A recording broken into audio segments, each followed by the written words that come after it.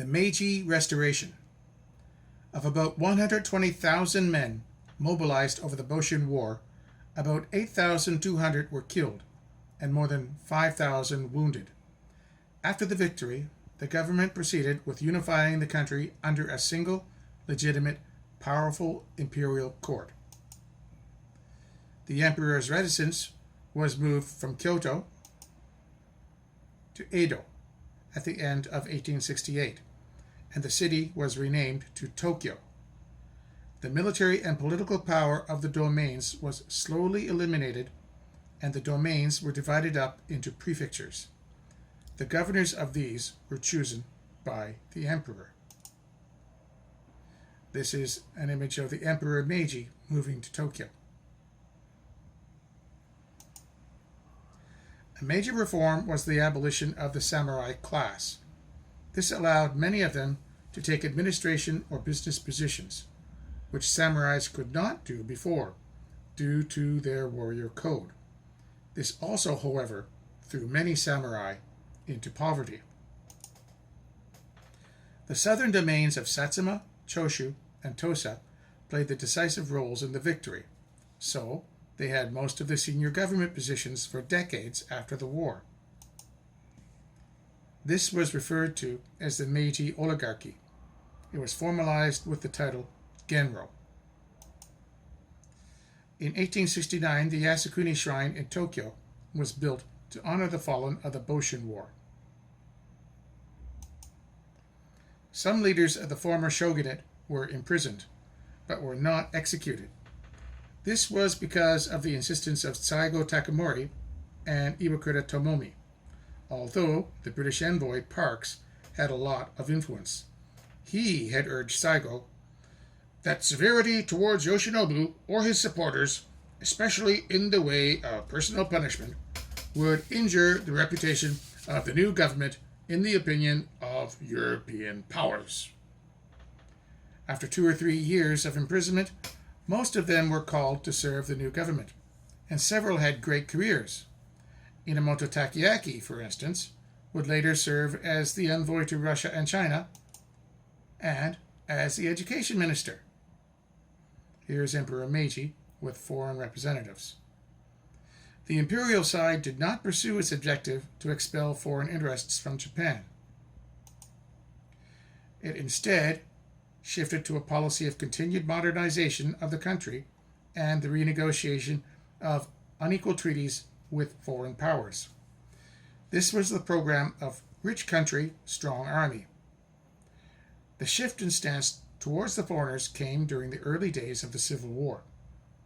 On April 8, 1868, new signboards were erected in Kyoto and later throughout the country that specifically called for no more violence against the foreigners.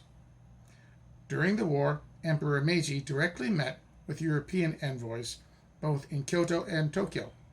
He even met with Alfred, Duke of Edinburgh, in Tokyo, as his equal in point of blood. Although the early Meiji era had a warming of relations between the Imperial Court and foreign powers, relations with France were temporarily bad, due to the support of France for the shogun and the Ezo Republic. Soon, the French sent a second military mission in 1874, and a third one in 1884.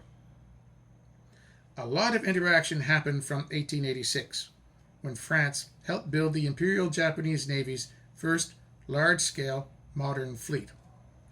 This was under the direction of a French naval engineer.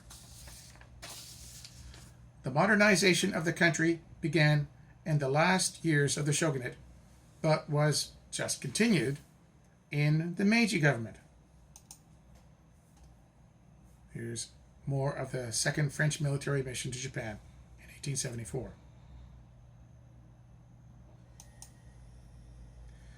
When he was coronated, Meiji issued his charter oath, calling for deliberative assemblies, promising increased opportunities for the common people, and abolishing the evil customs of the past, and seeking knowledge throughout the world to strengthen the foundations of imperial rule.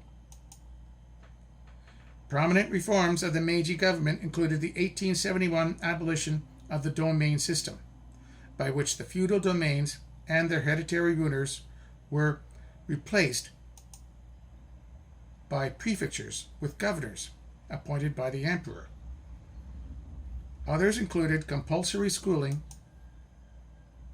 and the end of the Confucian class distinctions. The reforms culminated in the 1889 issuance of the Meiji Constitution. However, despite the support given to the Imperial Court by samurai, many of the early Meiji reforms were directly against their interests. The creation of a conscript army made of commoners, as well as the loss of hereditary prestige and stipends, which is their pay, angered many former samurai. Tensions got very high in the south, leading to the 1874 Saga Rebellion and a rebellion in Choshu in 1876.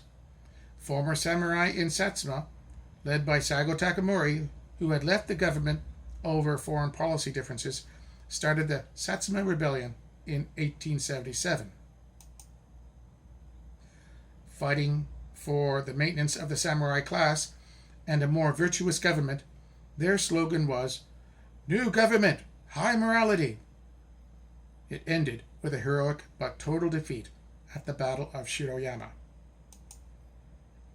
The 2003 American film The Last Samurai combines into a single story elements of the Boshin War, the 1877 Satsuma Rebellion, and other uprisings of the ex-samurai during the early Meiji period. The parts of the movie pertaining to the early modernization of Japan's military forces, as well as the direct involvement of foreign, which is mostly French, forces, relate to the Boshin War, but the suicidal stand of the last traditionalist samurai forces, led by Saigo Takamori, relate to the Satsuma Rebellion.